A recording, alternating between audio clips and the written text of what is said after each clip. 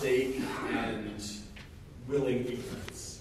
So again, if this is where we're talking about this idea of, I just want to make clear, because there's been discussion around around fines coming up around breaches. This is not a fine for having a breach. This is a fine for attempting to cover up a breach. So it's this notion of, as you're saying, knowingly contravening the record keeping or notification requirements. So it's a matter of, I've made the determination that I've had a breach. It poses a real risk of significant harm to an individual, but because I want to protect my reputation, or because I don't want to tell anybody that this has happened, I'm not going to say anything about it. Again, it's not whatever you've heard about breaches associated with this. The fines are not for having a breach. The fines are also not for having a disagreement with us about you feel that you did have the appropriate protections in place, and somebody else feels that you didn't. Disagreements in interpretation are not knowing contraventions of these requirements. It's about this whole notion of the cover up is worse than the crime. So we're trying to create this. The goal is to create transparency. The goal isn't to create a punishment for being hacked or a punishment for losing data. We recognize that breaches happen. It's a thing that happens. The purpose of this legislation is to create transparency and to allow for the minimization of harms from these breaches. All right. That's the overview of breach reporting. I want to talk just really quickly before I go to questions. I don't even know what time it is. Okay. I'll just mention quickly that, again, as I said, we have we did a reorganization in April of this year, and one of the pieces that came out of this reorganization is the idea of a business advisory directorate. So that's a group that I'm part of, whose sole mission is, again, to work with organizations to give them non-binding advice that's not going to be going over to our compliance side at any point. To give them consultations if they have questions about how they comply with the law. Or, we will soon be rolling out what's called a privacy checkup service, which, can kind of say, if you are concerned about just your general practices, we can have a person come in and essentially, walk you through some of the requirements. Just have that discussion about what the compliance expectations actually would be. So again, those are new services. There will be a website hopefully within November that lays all this out on our site, print.jc.ca. We also have our info center number if you have any just quick questions that can be handled by one of our information officers. We have an 800 number for that. So again, there are a whole series of resources on our site. So a lot of what I was taking today was this resource called "What You Need to Know About Mandatory Reporting of Breaches." We have toolkits for businesses, which essentially just lay out all the obligations organizations have. Tips for containing and reducing risks of privacy breach. We have a self-assessment tool for the organization can use for self-assessment. And that's me. So, questions? I don't know how much time we have. Allow me, if I may, to just go on an issue that was in the news this week. And as you are a principal advisor, I'd be curious to see or to hear what you have to say. It was reported last week that StatsCan has made a plan with the banking industry by name for the banking information of 600,000 and is a federal department, so the link to the tax department would not be a long shot.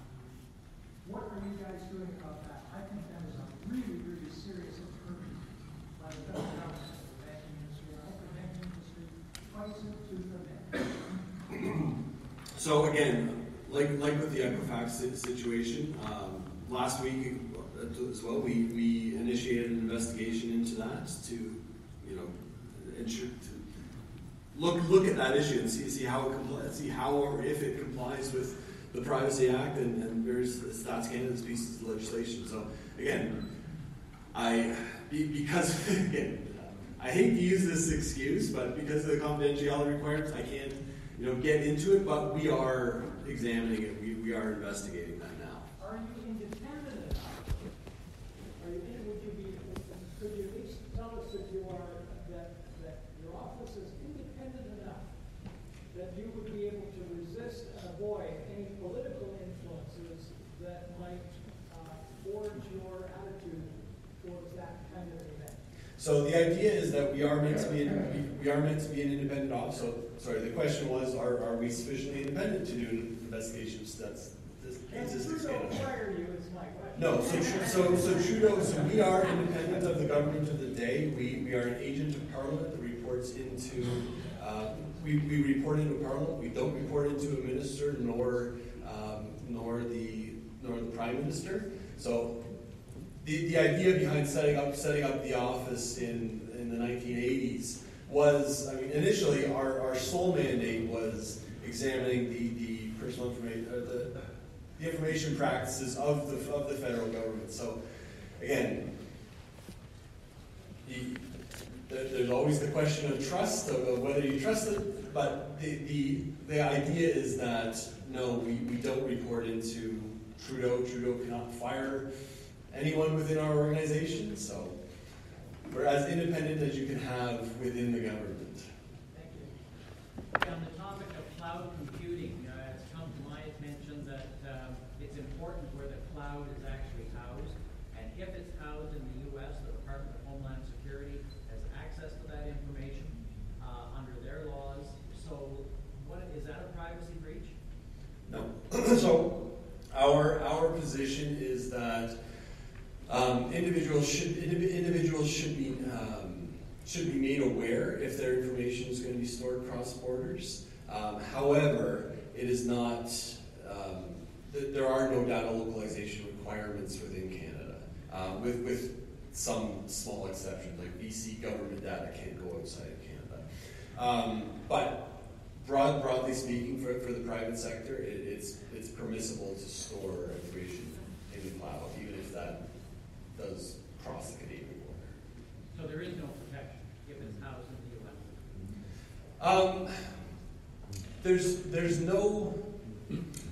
There isn't protection from, essentially wherever data is stored, the organization is going to be subject to local laws.